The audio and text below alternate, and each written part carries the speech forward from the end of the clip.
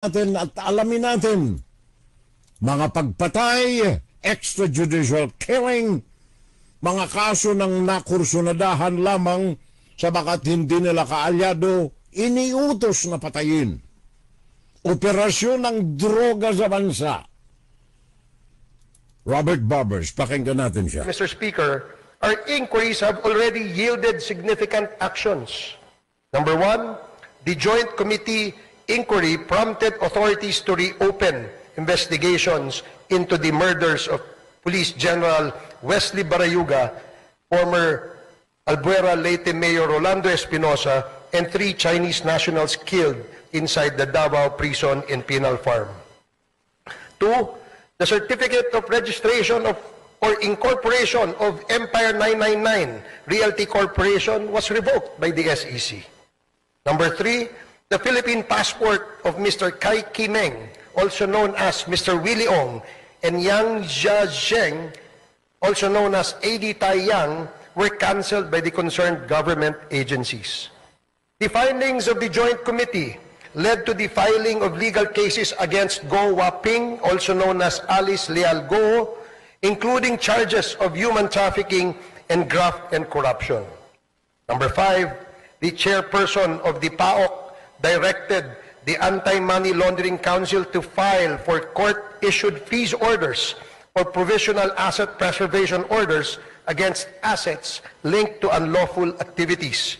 These include the following corporations: Lucky South Limited Corporation, Whirlwind Corporation, Biancham Holdings and Trading Incorporated, Empire 999 Realty Corporation, Sunflare Industrial Supply Corporation, Yatay Industrial Park Incorporated, Mexico 999 Industry Realty and Development Corporation. These actions underscore the progress achieved through our investigations in addressing systemic crimes and abuses.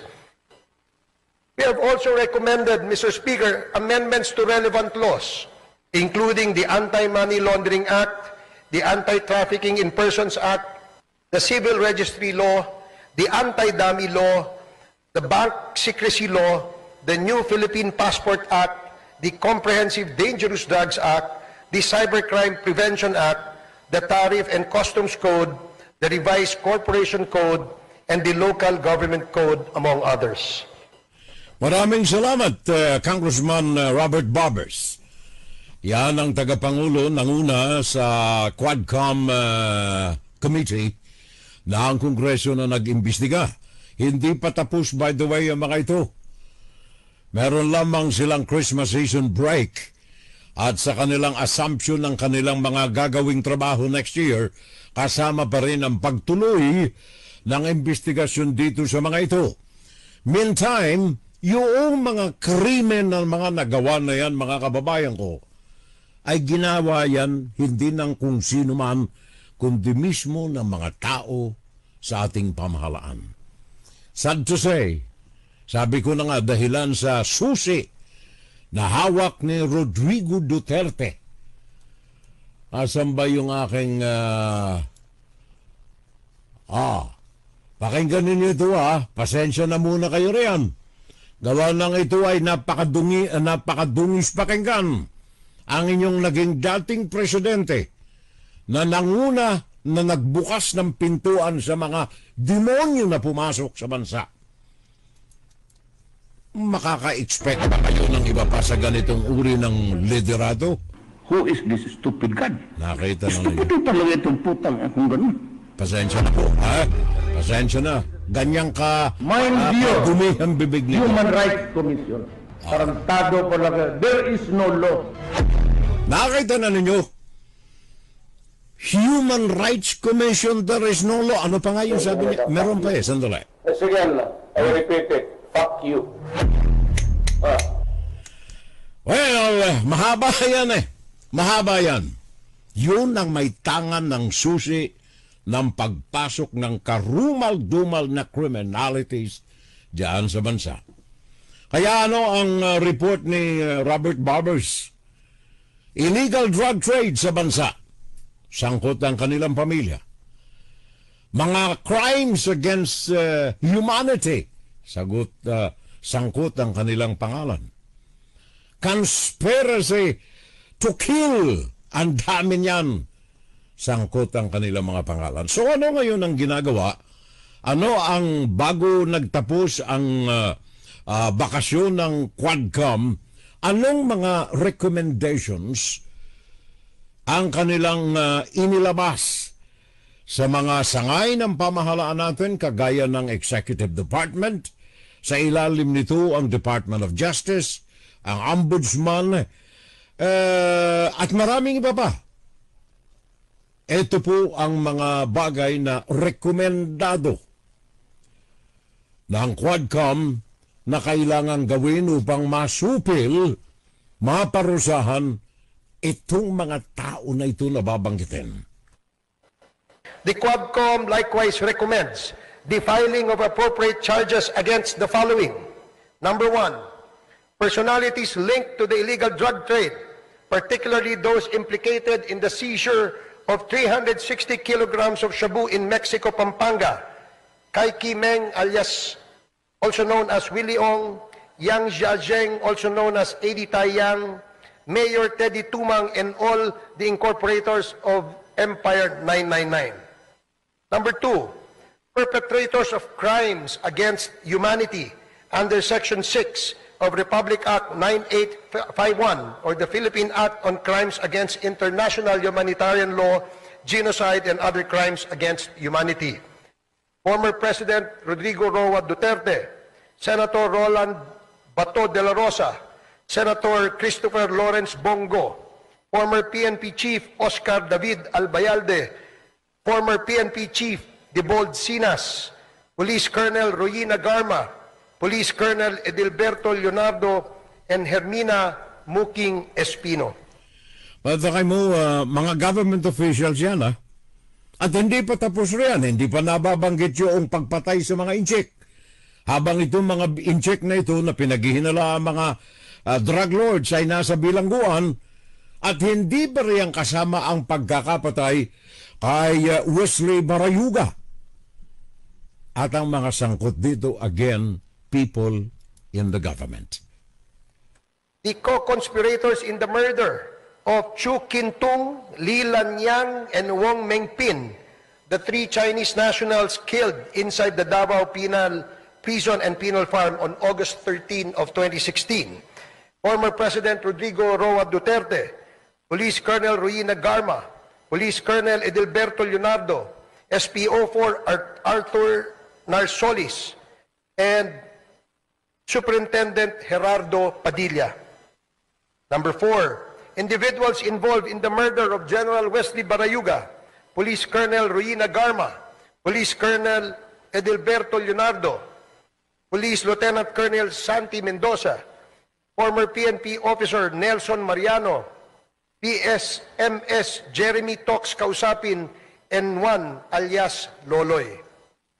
Moreover, Mr. Speaker, further investigations should be conducted against, but not limited to, the following individuals.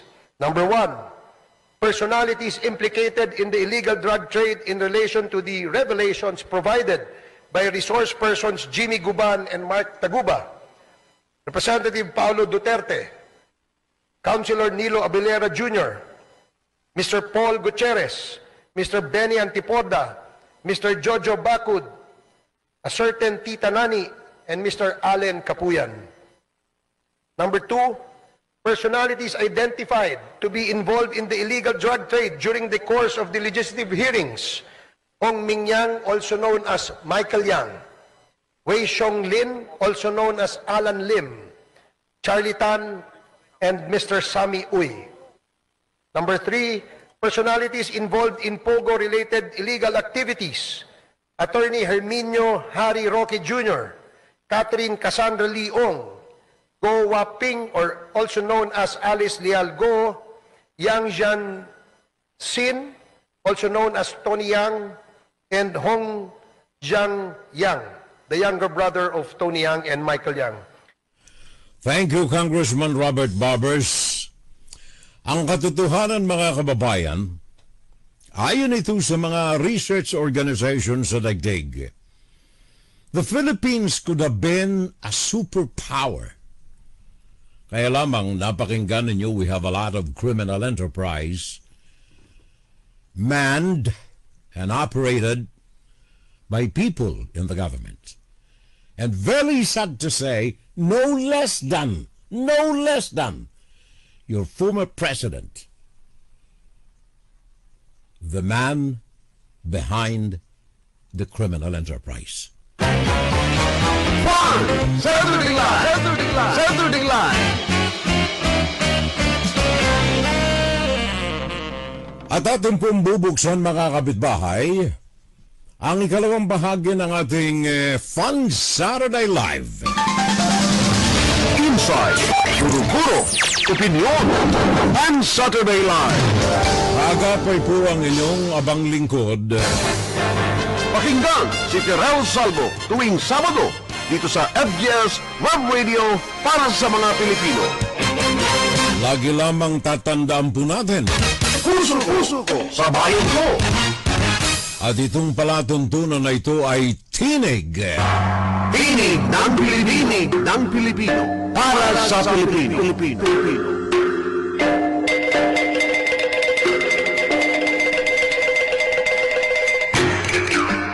Well, ang paksa po natin ngayon, mga kababayan, kaagapay ng mga napakinggan ninyong mga balita at reports ng Quad Committee ng Congress of the Philippines. Napakinggan ninyo ang tinig ni Congressman Robert Barbers, ang pinuno ng Quadcom, ang kanyang report sa mga sessions na ginawa ng mga ito sa nakalipas na ilang buwan. Kaagapay nito ang ating paksa ngayong araw na ito, sabagat ito po ay may matinding epekto. Hindi lamang, and not so much sa buhay ng mga mayayaman, kundi sa buhay po nitong mga kababayan nating mga nagdarahop, naghihikahos.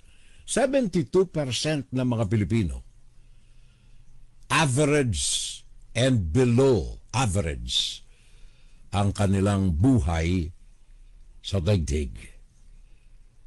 The poor and the poorest ng ating mga mamamayang mga Pilipino.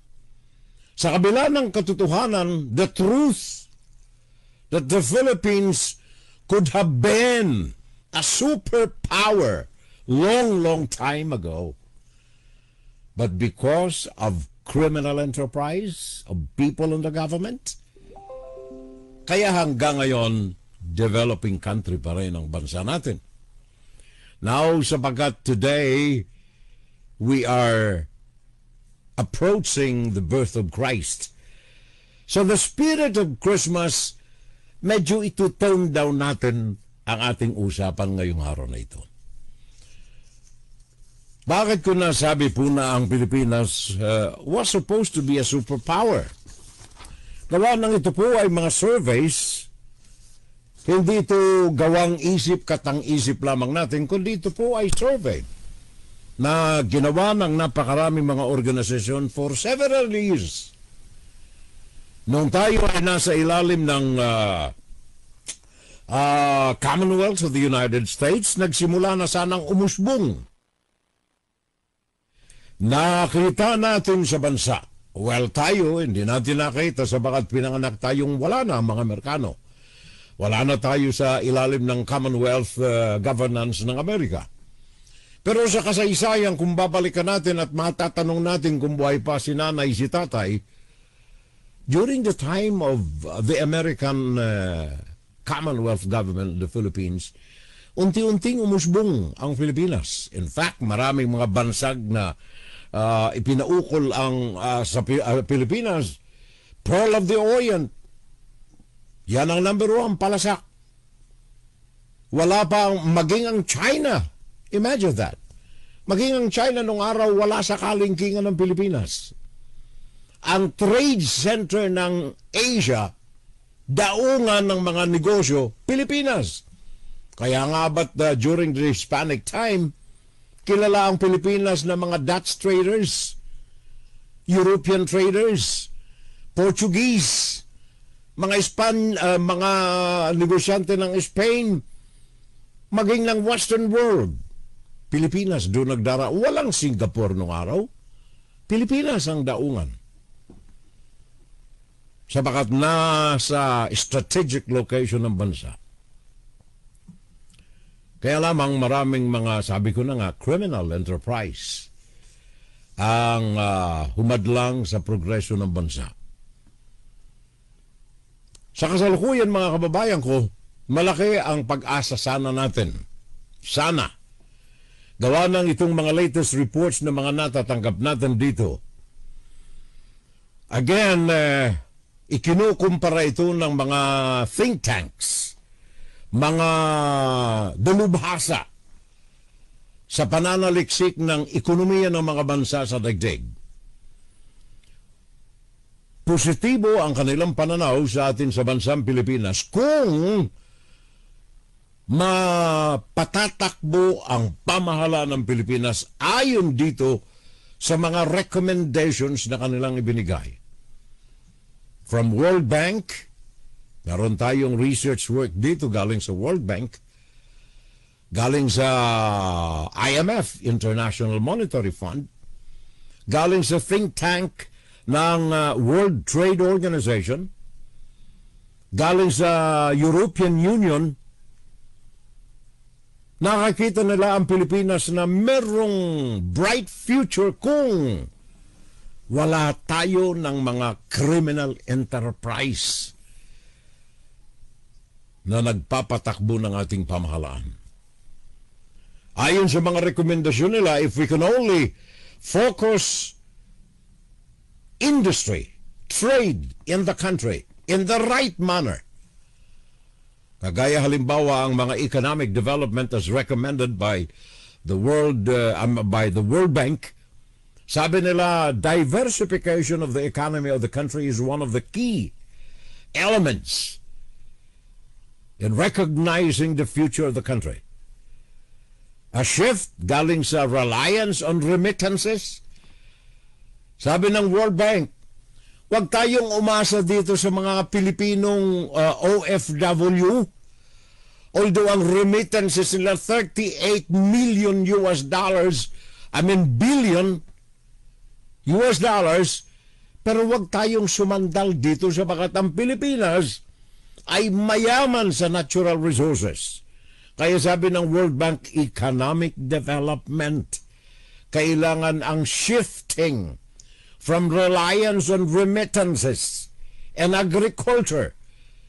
Bigyan ng pagpapahalaga ng gobyerno ang balansyadong ekonomiya sa magitan ng pag-focus, pagbigay ng kahalagahan sa manufacturing, sa technology at sa services. The last. Manufacturing and technology. Kaya lamang, sabi ko na nga noong mga broadcast nating nakalipas, sinayang ng Pilipinas ang pagkakataon ng maupo si Donald Trump bilang presidente ng Amerika. Ibinunyag nito ang mga criminal enterprise sa Chinese Communist Party government. Kaya yung mga nakipag-deal sa kanila, nag-alisan, manufacturing, mga technology companies na nakabase sa China, nag-alisan ng mga ito. Ni isa walang pumunta sa Pilipinas. Bakit? Rodrigo Duterte. Sinayang 6 years. Sinayang ng Pilipinas ang malaking pagkakataon na ito. Bakit? Kasi gusto ni Duterte na maging probinsya ang Pilipinas. So sa utak, sa isip ng mga negosyante na ito, ng mga manufacturing companies na ito, ng mga technological minds, wag tayo sa Pilipinas. Tuta ito ng China eh. Kaya saan nagpuntahan itong mga ito? Pumunta ng Thailand, pumunta ng Indonesia, pumunta ng Vietnam. Mantakin mo mga bansa na ito wala sa kalingkingan ng Pilipinas during the gold old days. Investment in an infrastructure. improved transportation, energy, digital infrastructures. Ito ang sabi ng World Bank, ng World Trade Organization think tank, ng UE. Yun ang mga sabi nila sa Pilipinas, dapat kailangan pagandahin ang daloy ng trapiko. Halala ko tuloy dyan. Tingnan ninyo ngayon. Ito, panoorin ninyo ang mga video sa YouTube. Traffic sa Metro Manila.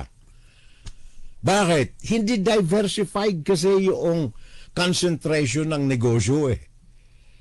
Kung kayo'y naglagay ba ng mga negosyo sa Bicol, for example, o kaya sa Tarlac, for example, o kaya sa Samar, for example, magkakaroon pa ng ignition ng improvement ng mga kalsada kung ang mga factories na ito nakalabas. Nandyan sa Metro Manila. Lalo pang pinalalala natin ngayon dahilan sa reclamations, dagdag na naman ito ng tao riyan sa Metro Manila. Instead of creating cities outside of the National Capital Region.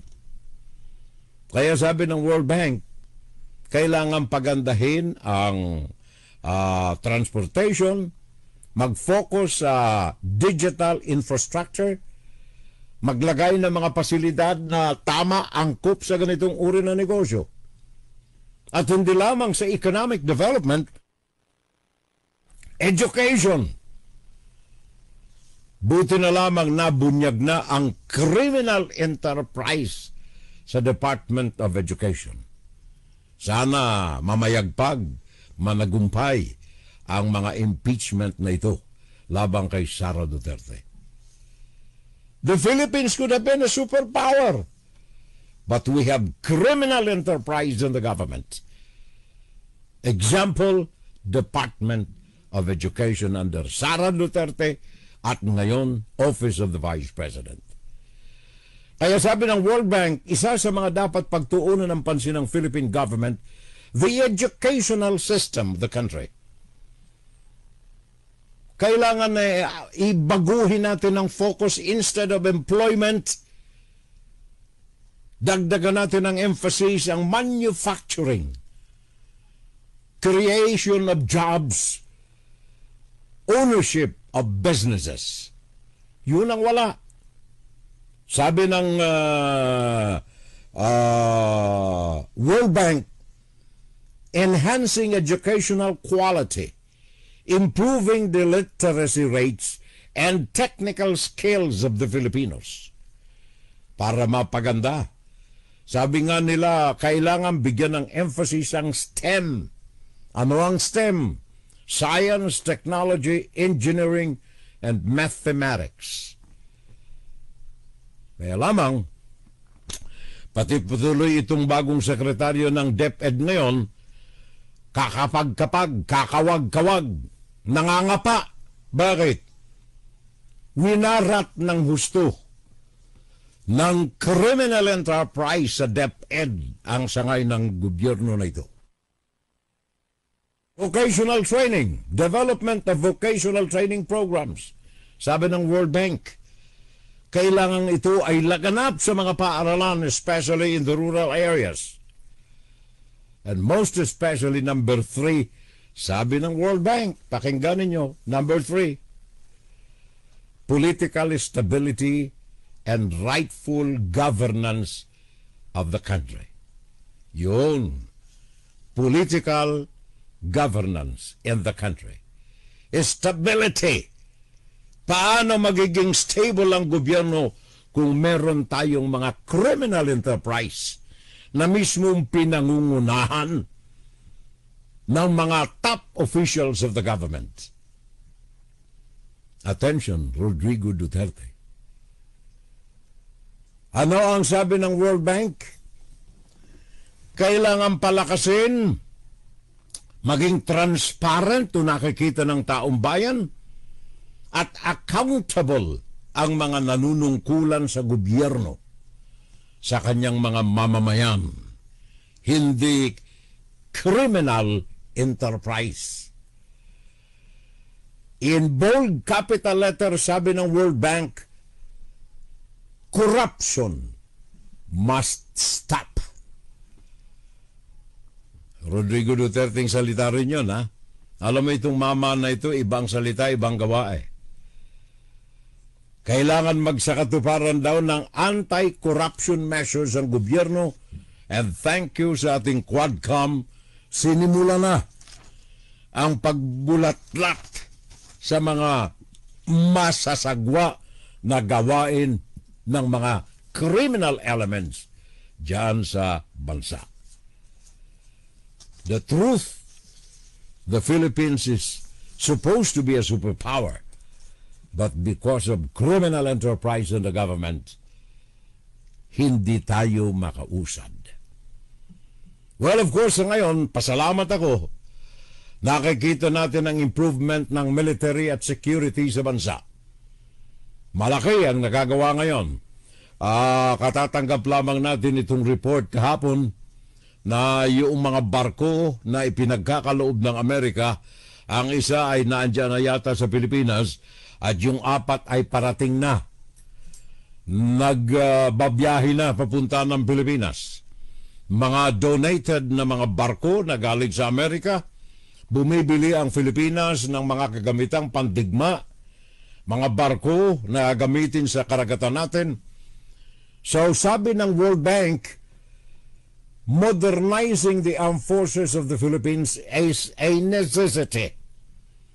Kailangang mag-invest ang Philippine government sa military capability nito, strengthening alliances with other governments like the United States, establishing strategic partnership with other nations, Japan, Australia, South Korea, etc., etc., etc. Buti na lamang sa rekomendasyon na ito ng World Bank, ginagawa na po ito ngayon.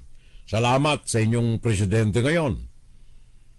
At least magandang gawain itong nagaganap ngayon dyan as far as the military operation is concerned. Bakit? Mamaya, pag-uusapan natin. And then the foreign policy and global engagement.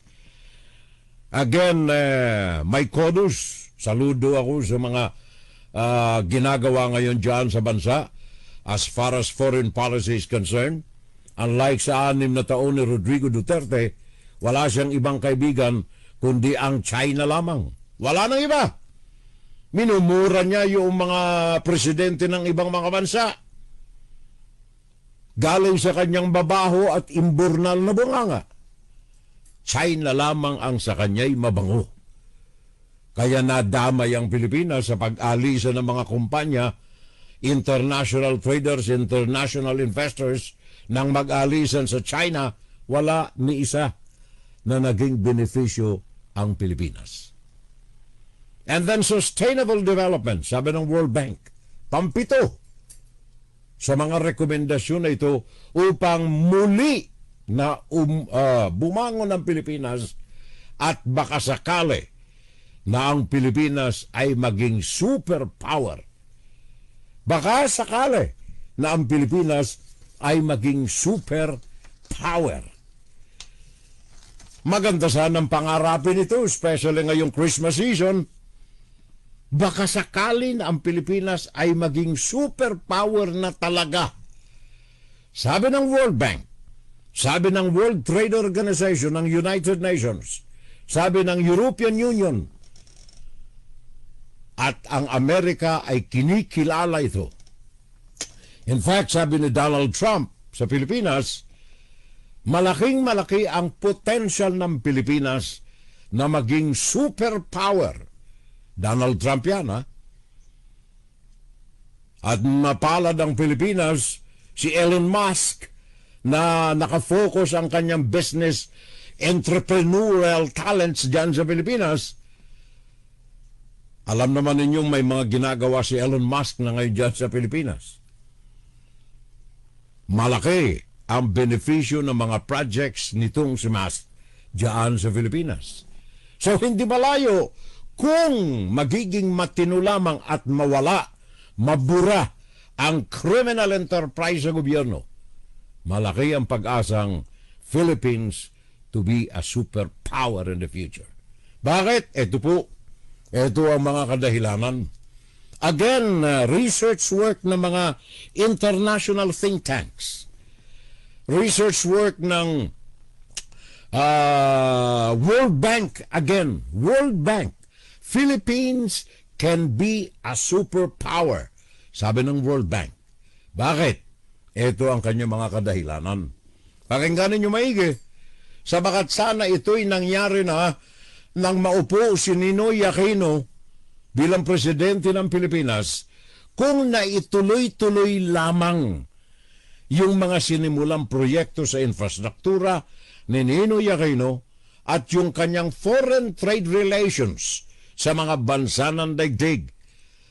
Remember, idea ng kanyang nanay, Corazon Aquino, yung PPP, Private-Public Partnership. Isinulong ito ni Ninoy Aquino kaya nagkaroon tayo ng mga toll plazas diyan sa bansa. Dahilan sa initiative na sinimulan ni Ninoy Aquino. Ni Noynoy Aquino. Mga proyekto sa transportasyon na hindi kayang hawakan na palawakin ng mabilisan ng Philippine government, ibinigay sa mga private korporasyon. Kaya nakita ninyo yung mga skyways dyan, San Miguel. May mga toll plazas, but it is okay. Sabagat napaluwag-luwag ng kahit papano ang mga kalsada natin. At ayon sa World Bank, malaki ang potential ng Pilipinas na maging superpower kung walang mga criminal enterprise sa loob ng gobyerno. Ano ang sabi ng World Bank? Sabi niya, significant challenges remain in areas like infrastructure development, education quality, and political stability to fully realize the potential of the country to be a superpower. Maganda. Etong mga rekomendasyon niya. Hindi ko na iisa-isahin ito sabagat ito ay napakarami. Ang isa lamang nabibigyan ko, nasabi ko na yung iba. Ang isang nais kong bigyan ng emphasis, ang isa sa mga pinagtuunan ng pansin ng World Bank, ang yaman ng West Philippine Sea. Sabi ng World Bank, ang South China Sea is a treasure chest of untapped natural resources. Ayon sa report ng U.S. Energy Information Agency, 190 trillion cubic feet of natural gas ang nag-aantay na hakutin diyan sa West Philippine Sea. 11 billion barrels of oil. Ayon ito sa U.S. Energy Information Agency.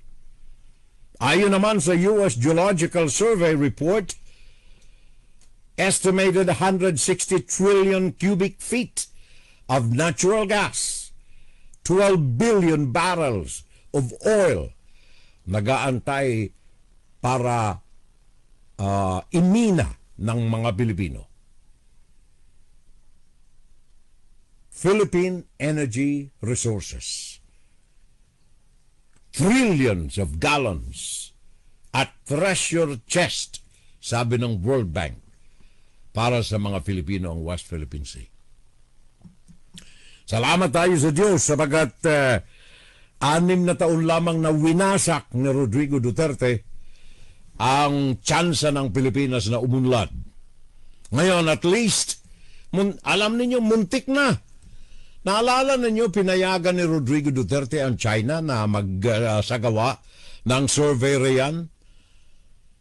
Siya pa ang namayagpag sa harapan ng konsulada, ng mga kinatawan ng konsulada ng China. Magbigay na lang natin sa China. Hati na lang tayo, 60-40, mayaman naman sila. Kaya 40 lang sila, 60 tayo. Mina na talaga yung gas dyan sa West Philippine Sea.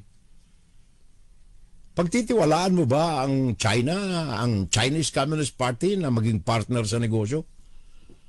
Nakita naman lahat ng mga nag-invest ng negosyo sa China, ninakawan ng kanilang mga talino. Volkswagen, for example, unang-unang German auto company na nagbukas ng manufacturing sa China. Anong ginawa ng China? Kinopya. Reverse technology. Pinilit yung management ng Volkswagen na isingit ang kinatawan ng Chinese Communist Party sa kanilang korporasyon. Isa sa mga obligasyon ng mga foreign companies na nais magbukas ng negosyo sa China na kailangan sa kanilang board may nakaupo na kinatawan ng Chinese Communist Party. Kaya ninanakaw lahat. Lahat ng teknolohiya ng mga manufacturing companies, corporation from the outside their country, nagbukas ng negosyo sa China, ninakaw ang kanilang teknolohiya. Mapagkakatiwalaan ba ninyo yun? Tapos Rodrigo Duterte gusto maging partner ng China sa paghuhukay ng langis sa West Philippine Sea. Buti na lamang hindi natuloy. Muntik na. Sa magitan ng pakikipagtulungan ni Dennis Uy, natandaan ninyo? Yung mga pinagkukunan natin ng langis dyan sa West Philippine Sea. Kinuha ang kontrol ni Dennis Uy, mabuti na lamang at na-discourage, na bangkarote. Kaya ang may hawak ngayon ng kanyang mga biniling korporasyon, ang Aboitiz Company. Pero ngayon mga kababayan ko, kung wala tayong criminal enterprise sa gobyerno, sabi ng World Bank, ha? Hindi akin yun, sabi ng World Bank, magiging superpower ang Pilipinas kung masusunod lamang ang mga alituntunin nila. Kung hindi na upo si Rodrigo Duterte at hindi na takot sa China, matagal na sana tayong namamayagpag sa yaman ng West Philippine Sea. At akay mo, ito yung mga records lamang ito na nakuha natin, ha? Kung bakit pagsalok ng tubig sa West Philippine Sea hindi magawa natin sa panahon ni Rodrigo Duterte. 2018 to 2021. Administration in the Philippines headed by Rodrigo Duterte. The Philippines gave way to China's aggressions and prevented drilling operations in the West Philippine Sea. Record ito, ha? 2022. China intensified attacks on the Philippines, threatening Rodrigo Duterte. Sabi ng Asian Maritime Transparency Initiative, ito ay nakabasa dito sa Amerika, sabi niya, yung mga offshore projects ng Pilipinas sa panahon ni Rodrigo Duterte ay walang nangyari. Many are inside the non-dash line of China, but well inside the Philippine exclusive economic zone. Ginigipit ng China ang Pilipinas, kaya walang ginawa si Rodrigo Duterte sa pagmina ng kayamanan na ito diyan sa Pilipinas. Samantala, ito yung report pa rin, ha? Report ng Asian Maritime Transparency Initiative. Samantalang ang mga bansa na kagaya ng Malaysia, ng Indonesia, ng China, ay maunlad na ginagamit nila ang exploration capabilities ng mga bansa na ito. Ang Pilipinas ay walang ginawa at subservient to the whims of China. Matakay mo yan. Ang samang pakinggan, di ba? Vietnam, Malaysia, Indonesia. Kanya-kanyang nagmina ng kanilang mga langis sa loob ng kanilang mga teritoryo. si Rodrigo Duterte sa 6 na taon na panunungkulan niya, wala ni isang kaperasong hukay, walang ginawa. Yan ay dahilan sa criminal enterprise na namumukadkad sa panahon ni Rodrigo Duterte. Since 2016, report pa rin ng Asia Maritime Transparency Initiative. Since 2016, the Philippines suspended energy exploration. Walang ginawa na anumang bagay dyan sa West Philippines si Rodrigo Duterte. Bakit? Hands up policy in favor of the Chinese Communist Party. Hands up policy. Nakataas yung kamay. Kay Xi Jinping, si Rodrigo Duterte. Kaya simula nang naupo ito 2016, ayon sa Asian Maritime Transparency, nada.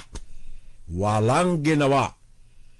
Gawin mo na lang kami na province of China. Eh di, okay lang. Rodrigo Duterte. Nagtangka sana na magkaroon ng exploration sa Reed Bank. Kaya lamang nang mapansin ng China na may ginagawa ang Pilipinas, tinawagan ni Xi Jinping si Rodrigo Duterte, hindi pwede yung gawa mo, ha? Sabi ni Rodrigo, okay. Reed Bank, 5 billion barrels of oil, 55 trillion cubic feet of gas, ang laman nito riyan. Ayon sa mga pananaliksik, hindi magalaw-galaw sa panahon ni Rodrigo Duterte, sabagat hindi niya pwedeng salungatin si Xi Jinping.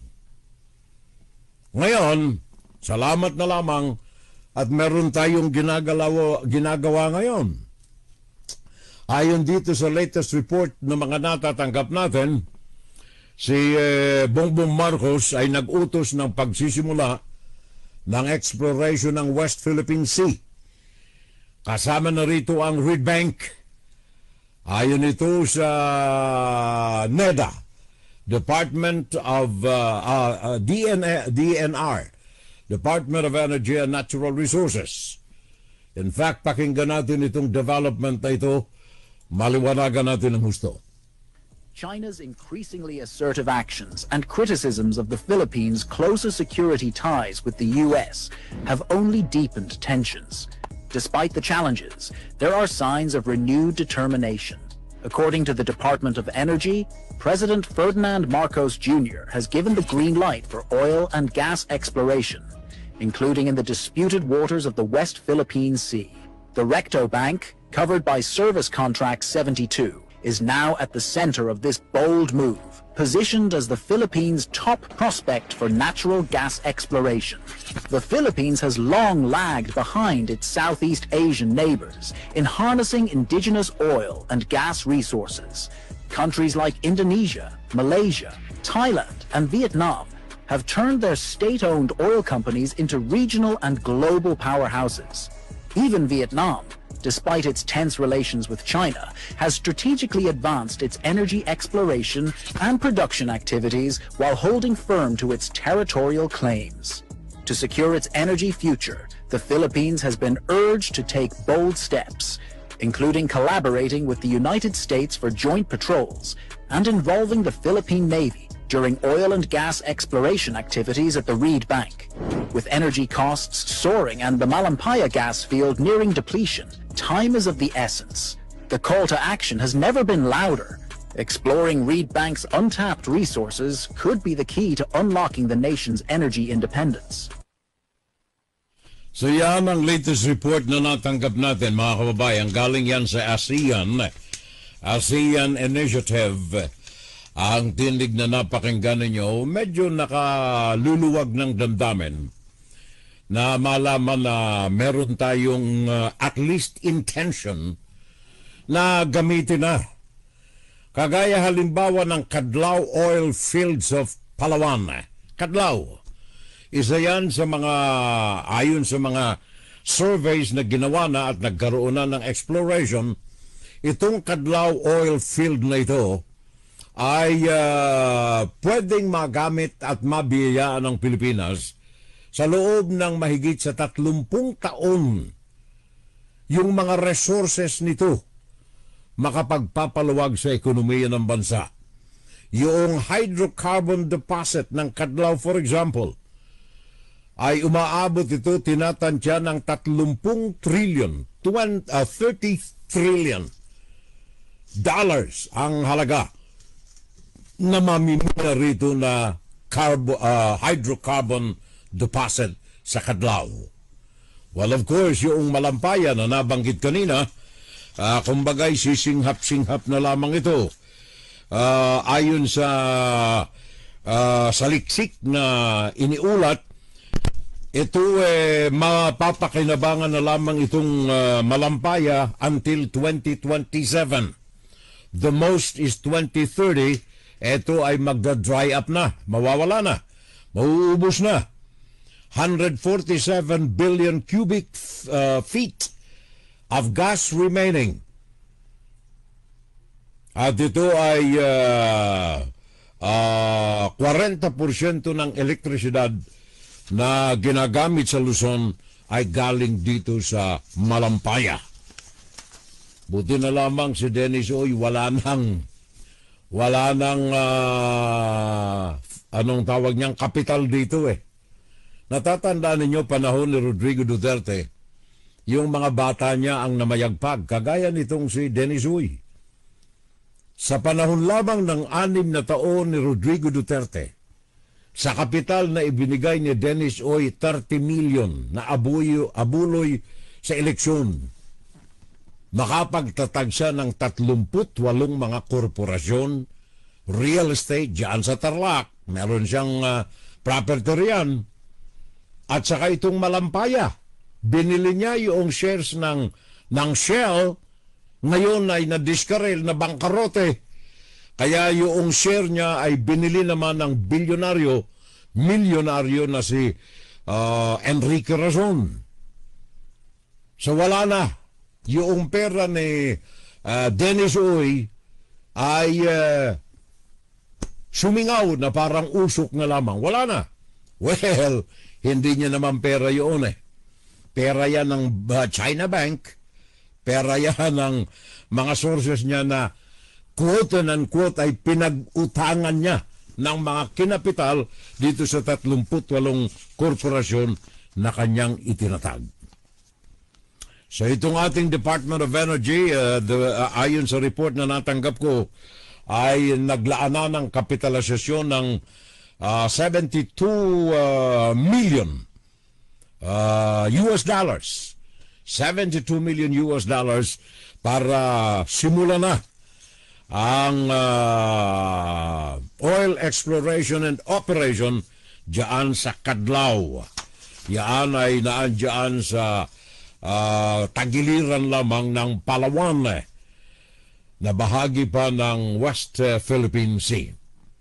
So tingnan natin kung itong mga ito ay matutuloy without the criminal enterprise in the government. Imagine ang Pilipinas ay maaahon sa kahirapan. Lalo na yung 72% ng mga Pilipino earning average to below average to poor and poorest of the poor.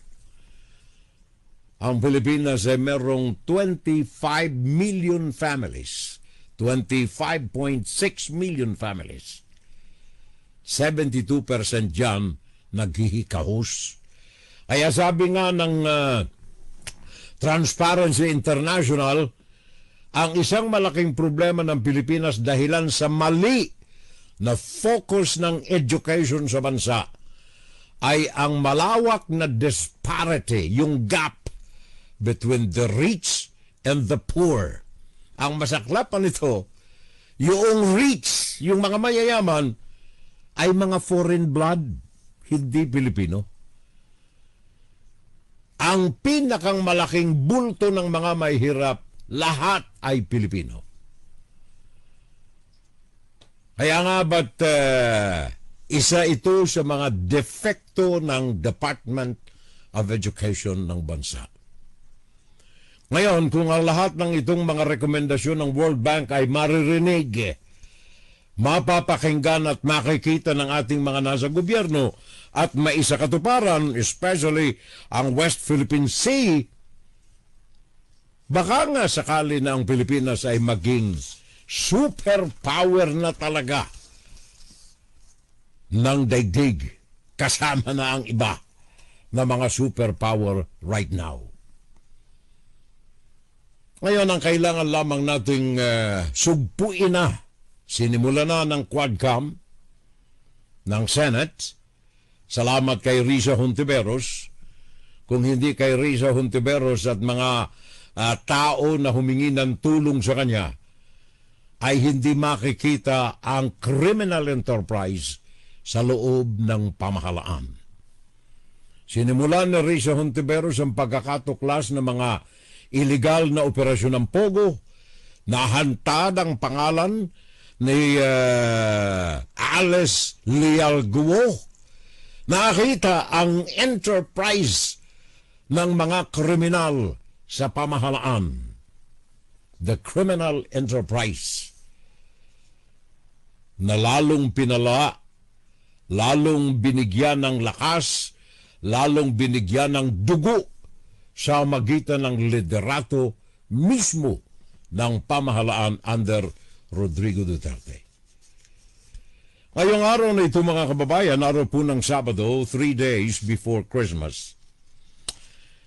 Sana ay yung katotohanan na ating pong binitawan ngayon, ang pag-asang muli na mabigyan ng puwang ng liderato ng bansa to make the country great, to become a superpower na, hindi lamang sa panaginip.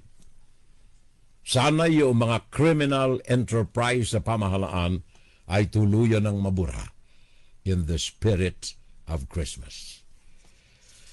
Sana po, sana. Sapagkat kung aking naalaala itong ilang mga bagay na naganap sa nakalipas nating mga panahon, magkakaminsan masakit sa damdamin. Pakinggan natin itong sinabi ni Romeo Acop, congressman ng Maynila. Pakinggan natin maigi ang kanyang mga tinuran sapagkat ito ang mga tao na masakit sabihin mga demonyo sa pamahalaan. Pakinggan natin ang kanyang tinig. The Quad Committee has started to uncover a grand criminal enterprise, and it would seem that at the center of it is the former president. Napakasakit po nito dahil tayo pong lahat ay nabudol. Bahagi umano ng isang malaking crime enterprise ang anti-drug war ng Duterte administration. Parte yan ng summary ng House Quadruple Committee o Quadcom sa 13 pagdinig na isinagawa nito mula noong Setyembre. Ang 4 House panels ang nag-iimbestiga sa umano'y extrajudicial killings o EJK sa anti-drug war ng nakalipas na administrasyon, illegal drug trade at illegal Philippine offshore gaming operations o POGOs. Ayon kay Congressman Romeo Acop, Vice Chairperson ng House Committees on Dangerous Drugs at Public Order and Safety, ginamit umano ang gyera kontra illegal na droga upang protektahan ang mga personalidad na sangkot sa narcotics trade habang ini-eliminate ang kanilang mga kakumpetensya. Kabilang umano rito ang mga itinuturing na nasa inner circle ng binabanggit itong Davao Mafia. Ang mga nasa posisyon noong 2016 hanggang 2022 ay sila mismo na nagdala at nagpalaganap ng problema ng droga sa Pilipinas. Ang bahagi ng progress report na ito ng Quadcom nakatakdang ipresenta sa plenaryo ng Kamara sa susunod na linggo kasama ang mga isusulong na panukalang batas upang tugunan ang mga suliraning ito. Asahan din ang rekomendasyon ng Quadcom para sa pagsampa ng kasong kriminal at administratibo. Ngunit ang tanong, kasama na ba rito si dating Pangulong Duterte? Pinag-aaralan pa namin yun kasi following yung mga admissions ng ating dating Pangulo sa committee hearing, ang aming rekomendasyon ay base doon sa ating nakita, nadinig at natanggap na mga ebidensya, testimonya at saka documentary evidence nung ginawa namin yung mga pagdinig. Sa 2025 na ang susunod na pagdinig ng Quadcom at ipagpapatuloy ang investigasyon nito sa issue ng EJ case at illegal drug trade. Rosa Licoz, UNTV News and Rescue. Diyos ang aming sandigan, serbisyo publiko ang aming pinahahalagahan. Nabudol tayo, sabi ni Congressman Acop. Masakit, nabudol tayo. So in closing, mga kababayan kong mga minamahal, sabi ko na nga kanina, ang ating pamagat ng second hour natin ay the truth. The Philippines as a superpower, the criminal enterprise, and finally the spirit of Christmas. Nasa panahon po tayo ngayon na ipinagdiriwang natin ang kapanganakan ng ating puong may kapal. Ang puong may kapal ay may pamamaraan lahat sa mga bagay na nakikita niya sa kanyang paligid. So itong mga kasalanan ni Rodrigo Duterte, the sins of Rodrigo Duterte, the sins of the Duterte family, ang criminal enterprise, siguro kailangan nating tapusin na sa pamamagitan ng tinig ng ating mga mamamayan. Lagi lamang nating tandaan, mga kababayan, sabi ko na nga, in the spirit of Christmas, let us reflect the few reasons, ilang mga kadahilanan kung bakit tayo nagdiriwang ng Kapaskuhan. Tandaan ninyo yung Ten Commandments. Isa yan sa mga pinagbabatayan natin ang ating pagkabuhay sa daigdig ayon sa pangangaral at pag-aral ng mga paalaala ng puong may kapal. Sabi nga ng Biblia, I am the Lord your God. You shall have no other gods before me. So kumbaga, 3 days from now, ating ipagdiriwang ng husto, pinasasalamatan natin na isinilang sa daigdig ang tumutubos sa ating mga kasalanan. Kaya lagi nating alalahanin, I am the Lord, your God. You shall have no other gods before me, sabi ng puong may kapal. Hindi si Apollo Kibuloy, hindi si Manalo, hindi si Rodrigo Duterte, hindi yung mga nagpapanggap na Diyos. There is only one God. That's God the Father. Yan ay isa sa mga 10 utos ng Diyos. Honor your father and your mother, that your days may be long upon the land which the Lord your God is giving you. Honor your father and your mother. Pag may respeto tayo sa magulang, hindi tayo nakagagawa ng taliwas sa kanilang mga kautusan, sapagat ang utos nila ay utos din ang puong may kapal. Hindi tayo pwedeng bumastos ng iba. Pambabastos sa iba ay hindi pagrespeto sa mga salita ng ating mga magulang. You shall not commit murder or kill. Utos ng Diyos. Kaya yung mga ginawa ni Rodrigo Duterte, naalala ninyo,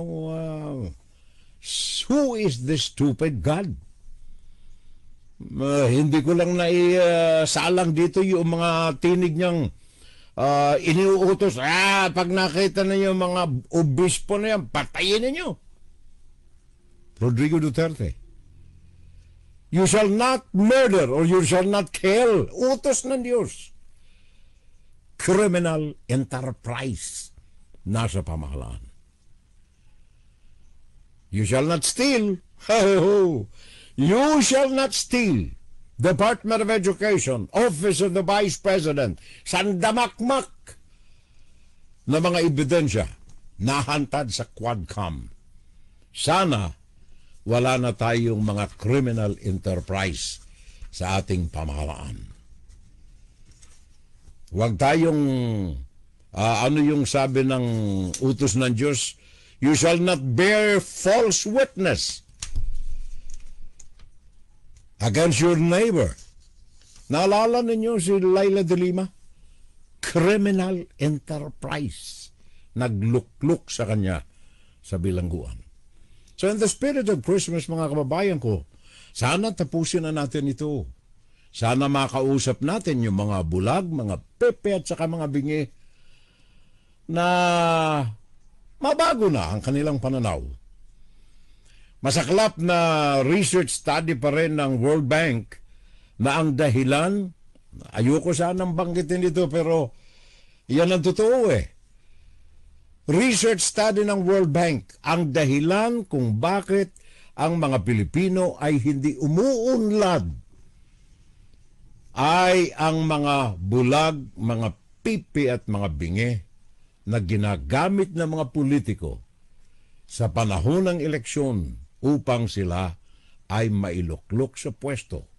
Kaya meron tayong criminal enterprise sa loob mismo ng pamahalaan. Inside, Guro-Guro, Opinion, and Saturday Live. Sana po ay magising na tayo. Pakinggan si Terrell Salvo tuwing Sabado dito sa FBS Web Radio para sa mga Pilipino. Dito lamang ninyo mapapakinggan sa ating Saturday Live! Saturday Live! At laging tandaan po natin paring Batcom Quezon Talagit. Puso ko sa bayan ko! Ang ating palatuntunan ay tinig ninyo. Tinig ng Pilipino para sa Pilipino. Bahagi ng ating